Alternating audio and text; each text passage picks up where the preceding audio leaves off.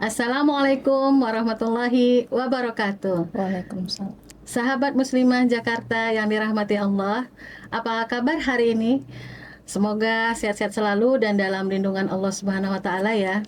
Kembali lagi kita berjumpa di rubrik OBB, obrolan bareng Besti. No Judgment, Just Din.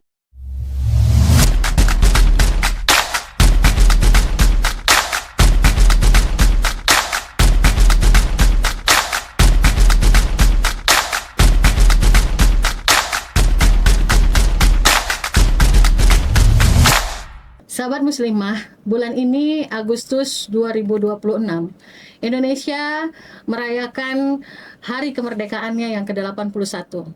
Nah, ya, sehingga perlu sebenarnya ya kiranya kita merefleksikan persoalan-persoalan masyarakat Indonesia saat ini. Apakah kita sebenarnya sudah merdeka nih, atau seperti apa sih kemerdekaan kita yang kita rasakan hari ini? Apakah benar-benar sudah merdeka atau belum ya, sahabat? Nah, tapi kita membahasnya lebih spesifik ini ya, tidak secara luas ya kemerdekaan segala aspek ya, tapi cuma satu aspek aja, yaitu merefleksikan kemerdekaan dalam aspek pendidikan. Nah, insya Allah sudah ada bersama kita ya Ibu Windri Lestari ST. Kita sapa dulu ya sahabat. Assalamualaikum Bu Windri. Waalaikumsalam warahmatullahi wabarakatuh. Apa kabarnya Bu? Alhamdulillah baik, tetap semangat. Sudah siap nih kita ngobrol-ngobrol bareng nih. Insya Allah kita siap. Iya. Saya juga udah siapin nih beberapa pertanyaan ya. Masya Allah. Iya, semoga kita dan sahabat-sahabat yang muslimah yang ada di luar ya, kita bisa menyimak ya dengan seksama. Ya, kita mulai aja ya, Bu. Baik, baik. Nah, Bu, ini momen yang ditunggu-tunggu sih sebenarnya setiap tahun ya, kemerdekaan Republik Indonesia. Dan ini sudah ke yang 81 tahun ya, Ibu ya. Nah, sepanjang sejarah gitu ya, dan juga bagaimana kita menghadapi ya, usia kita kan juga udah 40-an ya Bu ya. Nah, itu kita bisa merasakan ya bagaimana sih kondisi masyarakat saat ini. Nah, terkhusus kita membahasnya ini bukan membahas terkait dengan refleksi kemerdekaan dalam aspek pendidikan terkait dengan topiknya kurikulum merdeka, bukan ya Bu, tapi kita lebih ke global pendidikan itu ya Bu. Nah, kira-kira kalau Ibu melihatnya sendiri sih ya, bagaimana sih sebenarnya wajah pendidikan Indonesia saat ini kalau dikaitkan misalnya ya terkait dengan anak-anaknya atau terkait dengan pendidikan itu sudahkah didapatkan gitu ya, merata hari ini gitu ya, atau gimana sih kondisi wajah pendidikan secara umum Ibu lihat? Ya, baik. Terima kasih Bu Oja. Ya, Masya Allah ya, kalau ditanya tentang wajah pendidikan Indonesia saat ini, mungkin kita harus mengakui terlalu banyak PR yang harus kita kerjakan gitu ya. Jadi banyak aspek sih sebenarnya yang bisa mengidentifikasikan bahwasanya pendidikan negeri ini itu jauh dari kata keberhasilan sebagaimana yang memang dituangkan di dalam undang-undang mencerdaskan kehidupan bangsa gitu. Nah, pertama misalkan kita lihat dari ketimpangan akses sekolah-sekolah itu nampak nyata ketika sekolah-sekolah kondisi yang ada di daerah-daerah terpencil, desa-desa tertinggal dengan sekolah yang ada di kota-kota besar itu tampak sekali ya nyata gitu perbedaannya. Bahkan kita bisa menyaksikan di berbagai media sosial termasuk mungkin daerah asal kita ya, kota-kota yang berada di pelosok itu luar biasa, sangat miris melihat bangunan-bangunan yang cukup memprihatinkan gitu ya Bu Oja ya. Jadi untuk membandingkan bentuk sekolah di desa dan di kota saja kita sudah tampak ketimpangan akses ya, atau termasuk nanti dari bangunan, kemudian nanti dari sarana dan prasarananya, kemudian belum lagi kita bicara tenaga pendidik. Tenaga pendidik kurang sekali, bahkan mungkin jauh dari kata berkualitas di daerah-daerah. Nah, sementara sebenarnya kalau kita lihat dari sisi itu, di kota juga mengalami itu gitu ya. Kita itu sering mendapati kasus-kasus bahwa ternyata guru-guru di sekolah di perkotaan juga itu mengalami krisis kualitas gitu, dan juga krisis jumlah Jumlah Iya, juga benar. sangat sedikit gitu ya. Itu banyak dirasakan oleh sahabat-sahabat kita yang menjadi tenaga pengajar. Nah, itu yang pertama. Kemudian kalau kita bahas tentang krisis moral. Nah, ini juga sangat-sangat Aduh, memprihatinkan nggak ya. tahan kita ya Bu ya. Iya, luar biasa ya, maraknya kasus kekerasan, Masya. kemudian pelecehan, kecurangan di dalam akademik, juga degradasi adab itu sangat mencoreng generasi pendidikan kita gitu ya. Kayak misalkan nih banyak murid yang tidak sopan terhadap gurunya, bahkan Iya. kita juga nggak bisa dalam hal ini semata-mata nggak bisa hanya menyalahkan guru, tapi fakta guru yang tidak beradab pada murid juga banyak. Ada, Kita bicara di benar-benar. lingkungan pendidikan ya, berarti baik dari anak murid, baik dari guru ataupun di sistem itu sendiri gitu. Baru-baru ini kita lihat di Sumatera Utara, Bu, seorang guru perempuan ya itu sanggup Oh iya benar. Yang viral itu ya Bu ya iya kemarin sempat ya. viral gitu ya, itu sanggup apa namanya mengajak anak muridnya itu untuk dilecehkan oleh suaminya sendiri gitu kan. Nauzubillah min Nauzubillah min dzalik. dzalik. Dan itu sedih kita, beliau muslim ya, beliau muslim itu kita sangat menyedihkan gitu. Nah, itu yang kedua ya, krisis moral. Kemudian kita lihat lagi ya Bu ya, terkait dengan biaya. Nah, setiap tahunnya ini Aduh. juga menjadi masalah problem besar bagi orang tua Iya gitu ya, benar. bagi warga negara Indonesia pasti akan mengalami deg-degan. Kalau tahun ajaran ya Bu ya. Tahun ajaran baru. Kenapa? Karena setiap tahun itu pasti ada kenaikan. 10-15% itu ada kenaikan. Nggak pernah biaya pendidikan itu menurun, nggak ada Bahkan gitu ya. gratis sampai kuliah gitu ya. Iya, mungkin ada ya kalau untuk sekolah negeri gratis, tapi tetap berbayar untuk apa? Untuk pengadaan baju dan sebagainya gitu. Jadi biaya pendidikan cukup mahal, dan Jakarta termasuk kota yang memang sangat mahal untuk biaya pendidikan. Namun saya punya data nih ya Bu Oja ya, rata-rata biaya pendidikan di Indonesia itu memang bervariasi. Kalau kita bilang kita lihat di sekolah negeri, ya gratis, ya gratis. Walaupun nanti tadi saya katakan ada pembayaran untuk baju ya, uang baju murid. Tapi kalau untuk swasta luar biasa. Nah, swasta pun ternyata diklasifikasikan lagi, yaitu apa? Untuk swasta yang reguler dengan yang internasional. Nah, kalau untuk SD, jadi SD, SMP itu dari kisaran uang pangkal 10 juta hingga 25 juta. Ya, cukup besar. Iya, SMA itu dari 10 juta sampai ada yang 70 juta. Nah, tapi kalau kita bicara sekolah internasional, itu ratusan juta rupiah yang harus dikeluarkan orang tua gitu ya untuk menyekolahkan anaknya gitu. Luar biasa, itu hanya uang pangkal, belum lagi kita bicara SPP. Nah, dan data juga ada data ya, terbaru juga per tanggal 1 April 2026, data nasional Kementerian Pendidikan Dasar dan Menengah itu mencatat luar biasa ya. Jumlah anak tidak sekolah itu mencapai 3.966.858 anak. Itu yang tidak besar bersekolah. banget itu, Bu, Secara nasional ya, mungkin ini yang terdeteksi.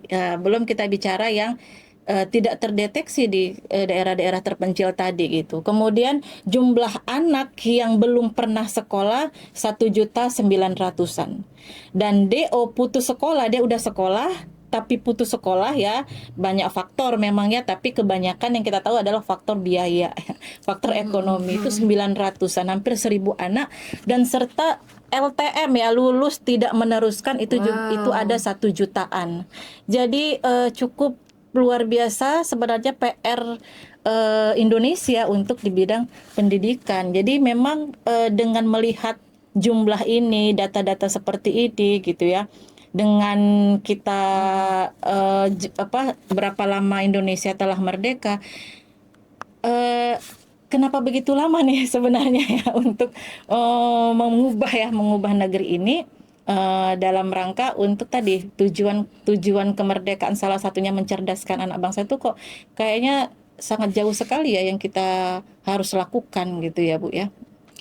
Wah, Masya Allah ya. Berarti Bu, sedih kita ya Bu ya, miris kita Bu ya, miris karena banget. begitu ironi, jomplang kali ya dengan harapan, dengan realita gitu ya Bu ya.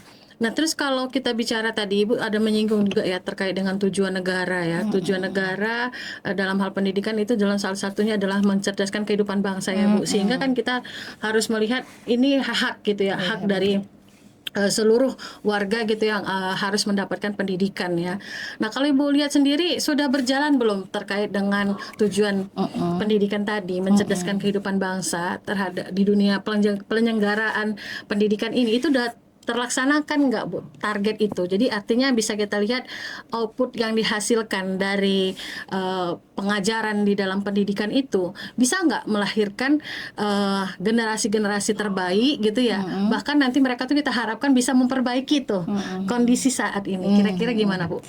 Iya, kita memang tidak bisa pungkiri ya kalau memang ada hasil generasi cerdas itu ada. Di beberapa sekolah di Indonesia atau bahkan di Jakarta sendiri ada sekolah-sekolah mungkin tanda kutip kita sering mengatakannya sekolah unggulan gitu ya. Sekolah unggulan yang ternyata memang dia mampu untuk melahirkan output dari sekolah tersebut adalah anak-anak yang cerdas luar biasa. Jadi ada misalkan siswa yang lulus di 19 universitas luar negeri. Luar biasa ya. Ada. Itu kita tidak pungkiri gitu ya.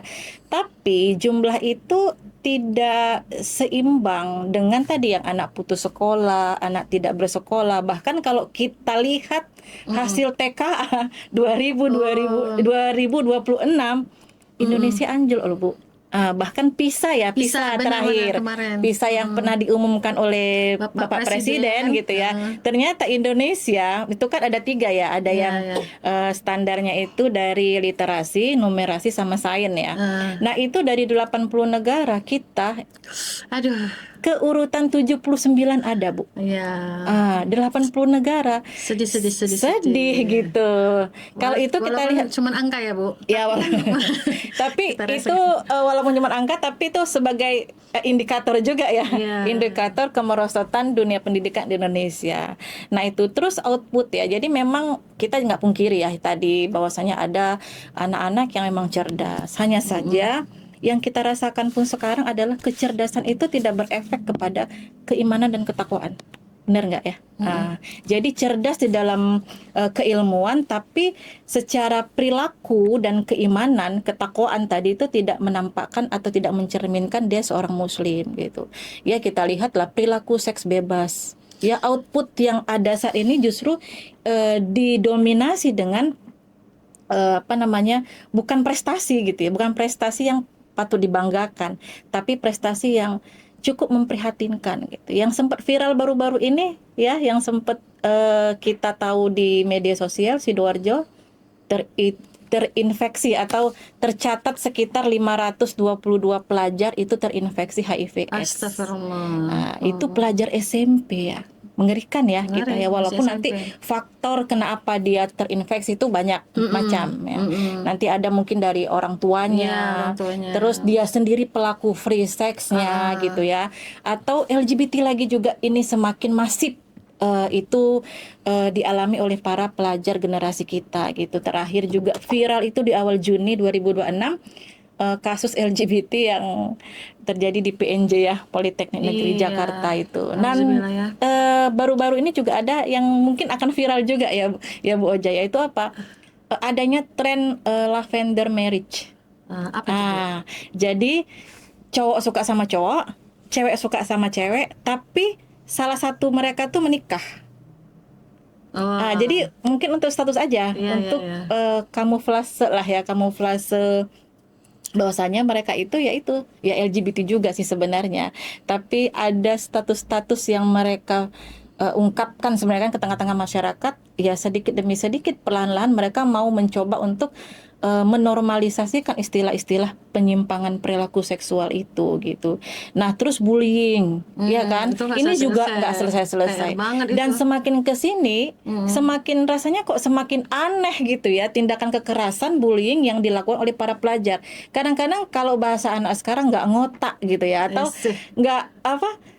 nggak masuk di akal gitu. Kalau kita mungkin masa kita dulu bullying itu cuman menjegal kaki teman yang lewat, atau kalau jatuh kita ketawain gitu ya, atau ngejek nama orang tua gitu ya kan.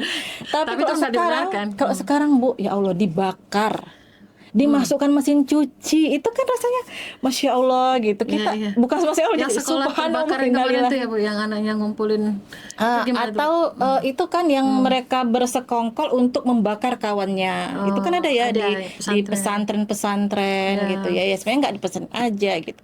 Kemudian ya sampai bunuh diri. Bunuh diri yang paling sering kita rasakan di sini tuh ya di kereta api, kereta KRL ya. KRL. Gitu. Itu juga harus di Dicari tahu ya iya, kenapa beberapa penyebabnya. dalam 1 tahun belakangan ini, 6 bulan ya, 2026 bulan itu ada 2 pelaku pelajar yang menjatuhkan dirinya. Walau alam sih sebenarnya ya. Ada masih Apa simpang siur, sengaja atau apakah tidak, dia atau serempet? tertemper ataukah dia menjatuhkan diri. Ya, Itu pelajar Bu, terakhirnya anak SMA. pasti. Cuman diusut punya usut gitu. Ternyata satu hari itu dia menangis. Nah gitu, Satu kayaknya hari dia ada menangis. problem di sekolahnya gitu kan. Info-info gitu ya. Tapi memang kita harus mencari tahu dulu kebenaran dan kejelasan motif ya dari itu. Jadi luar biasa. Jadi kalau kita bayangkan, kalaulah begini nih kondisi generasi kita, bagaimanalah mereka mau memimpin negeri ini di 10 tahun 20 tahun mendatang. Belum lagi kita bicara generasi strawberry dan lain sebagainya gitu ya. Ya cukup, output yang ada saat ini cukup membuat kita mengelus dada dan kayaknya nyesek gitu ya, ya Bu. nyesek sekali banget. gitu. Jadi memang prestasi ada, tapi tidak mendominasi dengan fakta-fakta yang yang ada di Indonesia saat ini itu sangat luar biasa gitu ya. Untuk kecintaan terhadap ilmu pun terkadang juga menurun sih, Bu. Kurang membaca, Literasi literasi kurang, rendah. ya rendah. Karena kan kita lihat juga ya Bu, yang viral-viral itu ya, ada yang ditanya ya, Nabi ini gitu Nggak ya, tahu. nggak tahu dia Bu. Gitu, tambah-tambah. Ya, nggak usah lah nabi-nabi ya Bu Oja ya. Kali-kali kurang. Gitu itu juga kurang Untuk loh, Bu. matematika 3 kali 7, ya Allah pas katanya. Itu PR banget itu. Innalillahi. Innalillahi ya. Jadi kalau kayak begitu Bu, luar biasa dong masalah persoalan kompleks gitu ya, masalah di Indonesia saat ini khususnya tadi pendidikan. Nah, jadi kalau apa pantas kita sebut ini merdeka kan kayak gitu ya, atau kemerdekaan hakiki itu sebenarnya seperti apa sih Bu? Iya. Pertanyaan yang terus berulang ya. Ini setiap tahun selalu ditanyakan, apakah kita sudah merdeka? Bagaimana sih makna kemerdekaan hakiki gitu ya. Ini sebenarnya cukup harus menjadi pertanyaan juga, kenapa Iya. tiap tahun ini ada. Berarti kan sebenarnya yang kita rasakan itu tidak mencerminkan kita tuh merdeka gitu ya. Jadi kalau menurut Kamus Besar Bahasa Indonesia, merdeka itu artinya bebas. Bebas dari penghambaan, dari penjajahan dan sebagainya gitu ya. Artinya negara itu punya kebebasan untuk berdiri sendiri, tidak diintervensi gitu ya dari apapun. Jadi dia leluasa untuk menentukan arah tujuan gitu ya, negara itu mau diarahkan kemana. Nah dari sini bisa kita pilah ya. Dari sini juga kita harus pahami dulu kemerdekaan itu apa, penjajahan itu apa. Tadi merdeka kita sudah lihat ya definisi secara Kamus Besar Bahasa Indonesia. Nah, untuk penjajahan itu sendiri maka bisa kita bagi menjadi 2 nih, penjajahan fisik dan penjajahan non fisik. Penjajahan fisik itu apa? Penjajahan yang dimana negeri tersebut, wilayah tersebut itu memang secara fisik dijajah oleh penjajah ya, kayak mungkin kita rasakan dulu tuh yang Belanda datang ke Indonesia, Jepang datang ke Indonesia, dijajah secara fisik, kerja paksa dan sebagainya gitu ya, sumber daya alam kita juga dikeruk gitu ya. Nah alhamdulillah saat ini kita sudah terbebas ya, faktanya kan gitu ya, sudah terbebas dari penjajahan secara fisik. Namun ternyata selain itu juga ada penjajahan non fisik, yaitu apa? Tidak ada penjajahan secara fisik tapi ide-ide, pemikiran, mindset penjajah itu masih ada di negeri tersebut gitu. Contohnya gimana, Misalkan kayak kita nih generasi Indonesia ini punya pemikiran apa? Kan pemikiran penjajah dulu, yaitu apa? Sekulerisme ditanamkan ke ke generasi ya, ke anak didik dan seluruhnya gitu. Berarti kalau kemerdekaan di dalam pendidikan itu harusnya pendidikan kita itu mampu sepenuhnya membebaskan akal dan jiwa dari Benar, belenggu benar. kebodohan serta pragmatisme industri tadi. Karena kita tahu ya, kalau kita lihat ternyata output dari generasi atau output dari pendidikan kita itu untuk apa? Memenuhi pasar ya, pasar Pasar. industri gitu. Nah, ini harus diganti. Jadi harus terbebas dari itu gitu, belenggu kebodohan gitu ya, dan membebaskan akal dari dan jiwa dari pragmatisme tadi nih, sekularisme kapitalisme ini. Nah, kalau dikatakan sudahkah kita benar-benar merdeka gitu ya? Ya. Tentu ini sangat tergantung lagi ya pada perspektif pemahaman apa itu merdeka tadi atau apa itu penjajah tadi ya, sudah dikatakan di atasnya. Nah, jika kita menggunakan perspektif dari Rubi bin Amir nih ya, sahabat Rasulullah, waktu itu Rubi bin Amir tuh diutus oleh Sa'ad bin Abi Waqqas. Jadi Rubi sebagai panglima perang pada saat itu diutus oleh Sa'ad bin Abi Waqqas pada pertempuran Qadisiyah. Bertemu siapa? Bertemu panglima perang Persia, Rustum. Nah, kemudian mereka bertanya gitu, ini cukup unik. Ngapain sih, bahasa kita ya, ngapain sih kalian ke sini? Atau apa yang mendorong kalian untuk mendatangi Persia, untuk ingin mendudukkan gitu ya, ingin menundukkan Persia. Ternyata apa yang disampaikan oleh Robi itu ya, Masya Allah ya, yang dikatakan adalah apa? Kami datang ke sini untuk litahririn nas ya, untuk membebaskan manusia gitu ya, dari apa? Dari ibadatin nas, penghambaan atau menyembah, dari menyembah kepada manusia, li ibadati rob gitu, li ibadati rob bin nas ya, untuk mengabdi atau menyembah kepada Tuhannya manusia. Jadi jelas sekali dulu ya, para sahabat itu sudah mendefinisikan kemerdekaan itu adalah apa? Membebaskan manusia dari menghamba kepada manusia kepada menghamba kepada Tuhannya manusia gitu.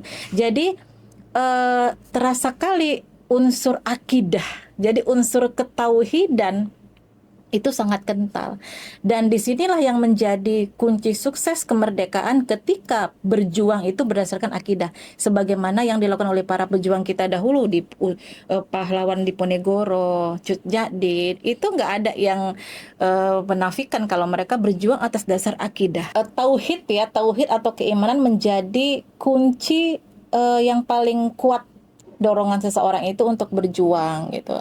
Nah, itu sudah disampaikan oleh Islam sejak dulu gitu ya, bahwasanya kemerdekaan itu memang membebaskan manusia dari penghambaan kepada manusia gitu. Nah, kalau sekarang ini kita lihat negeri ini apakah sudah sepenuhnya gitu ya bebas menghamba kepada Allah? Sulit nggak kita gitu ya? Sulit nggak kita menerapkan atau menjalankan aturan-aturan Rob kita, Tuhan kita, bahkan untuk aturan pribadi kita sendiri tuh sepertinya ada beberapa peraturan-peraturan atau hukum-hukum Islam itu yang sulit kita jalankan gitu. Jadi Bu, kalau kita melihatnya tadi ya, Ibu mengatakan kemerdekaan itu kita terbebas ya dari penghambaan terhadap manusia, kembali kepada penghambaan siapa sih yang menciptakan kita, berarti Rabb, kan begitu. Jadi kalau tadi ironinya permasalahan pendidikan yang cukup kompleks tadi, ditambah satu sisi kita belum merdeka, berarti kan pernyataannya seperti ya, merdeka tanda kutip ya, bukan secara fisik gitu ya, kemerdekaan fisik sudah kita rasakan bersama gitu.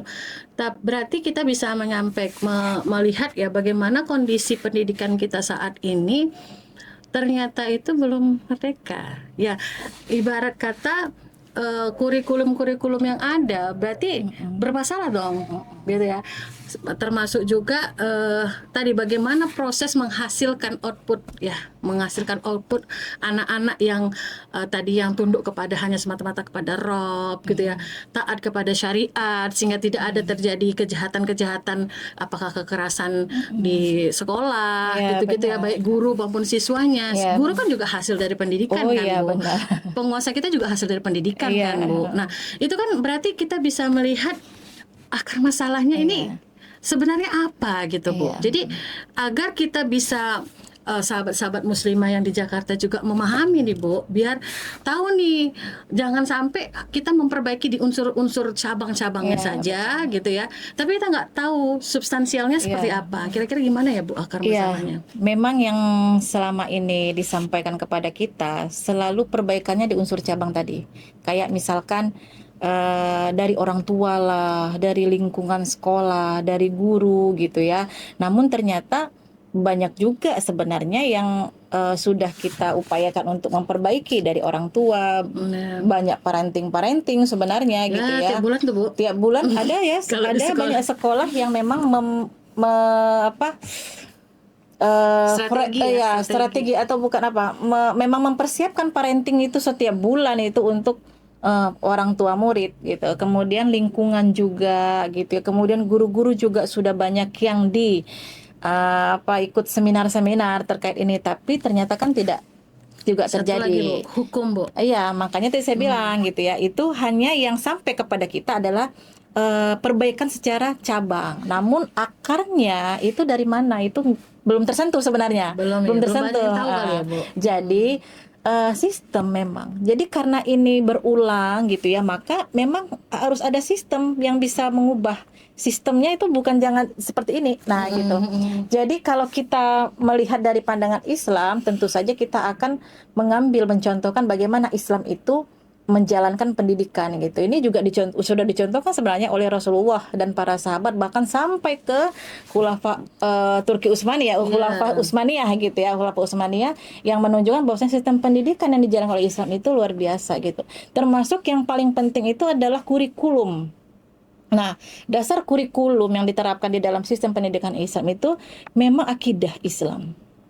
Jadi dia tidak memisahkan antara agama dengan kehidupan gitu ya. Kurikulumnya berdasarkan akidah Islam dan output dari pendidikan itu adalah orang-orang atau generasi yang bersaksi Islamiyah. Jadi dia mau melakukan apapun selalu dia sandarkan kepada akidahnya. Bagaimana Robnya, bagaimana Allah Tuhannya itu mengatur gitu ya, sehingga nanti nggak akan mungkin lah kalau kita lihat sekarang ini terjadi ya, kalau ini sudah terwujud gitu ya.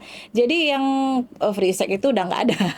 Pasti nggak akan ada gitu ya. Yang bullying juga. Kenapa? Karena ketika mereka mau berbuat, mereka akan kembali lagi bagaimana Tuhannya, bagaimana agamanya gitu ya. Apakah ini membolehkan atau enggak, sehingga kecerdasan yang dihasilkan oleh generasi dalam sistem pendidikan Islam, dia orang-orang yang tidak hanya cerdas secara saintek kita bilang, tapi intelektual, tapi juga dia bertakwa ya, beriman gitu, bertakwa dan beriman. Jadi kalau dulu saya tuh ingat sekali dikatakan oleh guru saya, jadi polisi Islam, dokter Islam gitu ya, guru-guru yang Islam. Jadi memang yang bersaksi Islamiyah. Jadi mau jadi apapun dia tetap terikat dengan hukum-hukum Allah. Nah, itu berarti apa? Memiliki kebebasan dia menghamba kepada Allah ya. Nah, itu dalam sistem pendidikan Islam tadi gitu. Nah, saya rasa sudah sudah saatnya kita itu beralih sebenarnya ya ke sistem itu. Kenapa? Karena tadi ya akar dari masalah sebenarnya ini terjadi itu adalah tidak diterapkannya itu karena sekulerisme yang memang menjauhkan, tidak hanya memisahkan tapi menjauhkan kita dari agama kita gitu ya. Jadi kita hidup bukan berdasarkan agama kita, ya suka-suka hati kita, manfaat akal kita, ya aku suka lakukan, ada manfaat aku lakukan gitu kan. Kalau enggak ya aku tinggalkan. Jadi bukan akidah Islam itu yang menjadi tolak ukur seseorang dalam berbuat. Jadi memang yang kita hadapi saat ini adalah permasalahannya itu, dan mau tidak mau karena permasalahannya dari ideologi sekulerisme dan kapitalisme tadi, maka mau tidak mau sebenarnya solusi dari problem ini adalah sistem Islam tadi, sistem pendidikan Islam itu harus kita perjuangkan. Nah, itulah yang akan mewujudkan output yang dirindukan masyarakat saat ini. Siapa sih yang nggak mau anaknya soleha, anaknya jujur, anaknya pintar dan jujur, ya, anaknya cerdas dan tidak tinggal sholat 5 waktu, anaknya cerdas dan berbakti kepada itu. Masya Allah sekali gitu sebenarnya gitu ya, itu pasti tidak ada satu orang tua pun yang tidak menginginkan anaknya seperti itu. Jadi Bu, berarti akar persoalan kita hari ini adalah sekulerisme ya, sebagaimana kurikulum hari ini juga itu akhirnya ditempa ya atau diimplementasikan ya di dalam apakah nanti di silabus dan lain sebagainya itu ya, itu dibuat yang mengacunya sekulerisme gitu. Berarti kita bisa mengatakan kalau ada terjadi ya Bu ya di dunia pendidikan ini pemisahan di Tokomi ya namanya ya. Itu pemisahan antara agama, pelajaran agama dengan pelajaran-pelajaran umum gitu Bu ya. Jadi sehingga kalau agama ya tetap kan dipelajarin gitu. Jadi kalau Ibu maksudkan tadi kita nggak boleh pisahkan itu. Nah kira-kira gimana sebenarnya gambaran pendidikan Islam itu ya, konsep pendidikan Islam itu seperti apa Bu? Ya benar yang Bu Oja katakan tadi ya. Saat ini memang ada upaya, bukan ada upaya, memang diterapkan ya keterpisahan antara pelajaran agama dengan pelajaran umum lah kita bilang gitu.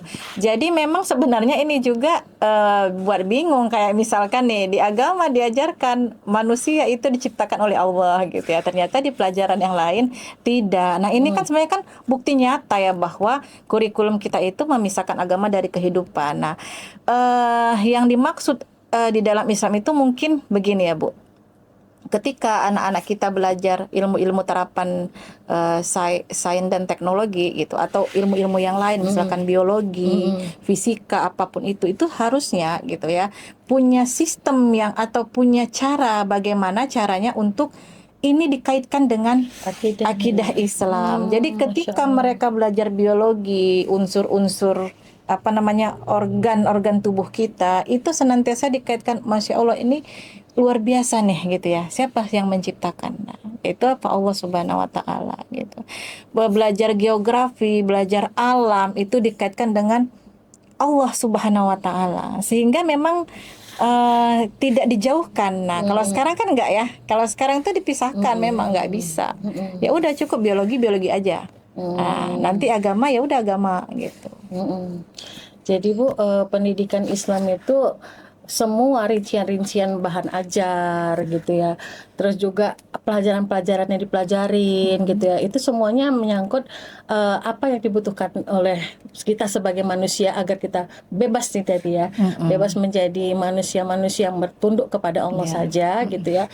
Nah, itu berarti sudah pernah nggak Bu itu terlaksanakan itu Bu kira-kira? Ya, sudah pernah ya. Itu 14 abad, Masya Allah, dari Rasulullah hijrah ke Madinah sampai 1924. Nah, itu saya pernah sampaikan mungkin di podcast pertama ya di sini. Sahabat nanti boleh bisa ya, dicek and recheck gitu ya. Jadi output dari generasi kita pada waktu itu muncullah ilmuwan-ilmuwan yang tidak hanya jago di dalam bidang bidang duniawi gitu ya, tapi juga ahli dalam agama gitu ya, seperti misalkan Al-Khawarizmi, Ibnu Sina, itu kan banyak sebenarnya kalau kita mau melihat lagi di berbagai literatur gitu, itu sudah cukup banyak yang menunjukkan bahwasanya hasil dari pendidikan di 14 tahun itu 14 abad yang menerapkan sistem pendidikan Islam itu adalah cukup luar biasa, dan sempat kita itu menjadi trendsetter di dalam dunia pendidikan ya. Orang-orang Eropa tuh banyak datang ke negeri-negeri kaum muslimin untuk belajar ke perpustakaannya dan gratis. Nah, bahkan boleh meminjam buku-buku itu tanpa ada jaminan sedikit pun gitu. Ya itu udah pernah terjadi. Dan harusnya kita bisa jadi nggak susah sebenarnya untuk kita mencontoh yang sudah pernah ada. Sudah pernah ada ya. Masya Allah, berarti berjalannya cukup lama ya yang pernah dipraktekkan, sehingga kita hari ini sebenarnya sudah punya panduan ya kan, sebagaimana tadi panduannya benar. Rasulullah mencontohkan, tinggal mau dan tidak mau aja begitu sebenarnya gini. Mungkin closing terakhir ini Bu. Jadi apa yang harus kita lakukan nih? Karena kalau katanya belum merdeka secara non fisik gitu ya, dan problem pendidikan aduh luar biasanya gerah nih Bu udah. Udah mau bergerak aja nih. Udah mau bergerak aja nih Bu. Udah nggak tahan kita ya sahabat muslimah. Maka apa Bu kira-kira? Sudah cukup membuat penuh ya kepala kita dengan berbagai persoalan. Ini kita baru bicara pendidikan ya, belum lagi ekonomi dan sebagainya gitu. Ya, jadi sebagai seorang muslim tentunya memang pertama dengan situasi sekarang itu kita harus bersyukur. Karena secara faktanya kita sudah tidak dijajah secara fisik. Nah, tapi bersyukur harus dibarengi dengan bertafakur. Untuk apa gitu ya? Untuk kenapa nih kita udah terbebas tapi kok kita gini-gini aja? Kita kok miskin, kita kok tetap bodoh gitu ya. Maka berarti apa? Penjajahan secara non fisik itu belum lepas di negeri ini gitu ya. Faktanya kan demikian ya. Kita masih disetir dengan bukan disetir oleh mindset yang bukan dari Rob kita kan gitu ya, bukan dari akidah kita tetapi dari sekulerisme. Maka yang harus kita lakukan tidak lain dan tidak bukan adalah berjuang dengan cara apa? Berdakwah ke tengah-tengah umat, menyadarkan umat ya, mengadakan kesadaran kepada umat bahwasanya kita ini ya menyadarkan umat tadi gitu ya, agar sampai muncul kesadaran untuk diterapkannya Islam. Kenapa harus diterapkannya Islam? Karena tadi ternyata fakta-fakta ketika Islam diterapkan itu adalah sesuatu yang diinginkan oleh semua manusia loh, baik muslim maupun non muslim sebenarnya gitu ya. Bahkan nanti kalau kita bicarakan hak di dalam penerapan Islam, non muslim juga dapat hak sebagaimana warga negara yang muslim. Itu mungkin tentu butuh pengkajian yang lebih lanjut lagi gitu. Jadi yang pertama satu-satunya, kalau saya bilang satunya, kalau sekarang ini kita nggak ada pilihan lain ya, kecuali kita mungkin dalam punya kekuasaan tersendiri gitu ya. Nah, kita sebagai warga masyarakat Indonesia yang mencintai negeri ini gitu ya, harus berdakwah. Berdakwah kepada apa? Kepada pemikiran Islam. Mendakwahkan umat kepada pemikiran Islam supaya terbentuklah kesadaran mau diterapkannya Islam secara kafah. Dalam rangka apa? Disitulah nanti kita itu bebas menghamba kepada Allah dengan sepenuh-penuh penghambaan, tidak ada kesulitan gitu. Kenapa? Karena penerapan itu juga akan disupport oleh sistem yang mengharuskan kita harus taat. Enak ya kan Bu ya? Kita mau taat itu kayaknya disupport gitu. Jadi bukan kayak seperti sekarang gitu, mau taat susah. Mana di dalamnya diterapkan Islam secara kafah sehingga tadi kita bisa mengabdi kepada Allah dengan sepenuh-penuhnya. Jadi apa yang disampaikan tadi Robi bin Amir gitu ya, bahwasanya ingin membebaskan manusia, terwujudlah dengan itu. Terwujudnya di mana? Ketika diterapkannya Islam secara kafah di negeri kita tercinta ini gitu. Ya, Masya Allah ya sahabat muslimah Jakarta. Perbincangan obrolan bareng besti saya tadi ya.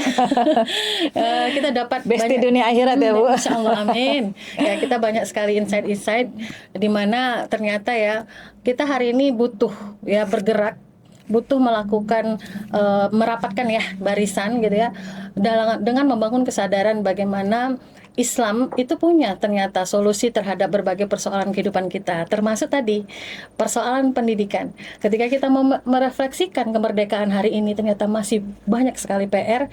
Nah, PR ini dikerjakan ya dengan memberikan arah pandang kita, yaitu kepada bagaimana Allah ya, Sang Rob kita, ya penciptanya kita, dan Rasulullah sebagai suri tauladan kita yang telah memberikan ya, kalau kita bilang juga mempraktekkan ya bagaimana kita berhidupan di dunia semestinya seperti apa. Maka untuk itu sudah selayaknya lah kita sebagai hamba-hambanya harus taat dan juga melakukan aktivitas yang urgent hari ini, yaitu adalah melakukan dakwah pencerdasan umat. Sahabat muslimah, kita cukupkan di sini. Saya ucapkan terima kasih ya kepada Bu Indri Lestari. Sama-sama. Insya Allah kita akan bertemu lagi di lain waktu ya Bu. Insya Allah. Nah, sahabat muslimah Jakarta, cukup sekian rubrik OBB, obrolan bareng besti. No judgment, just din. Assalamualaikum.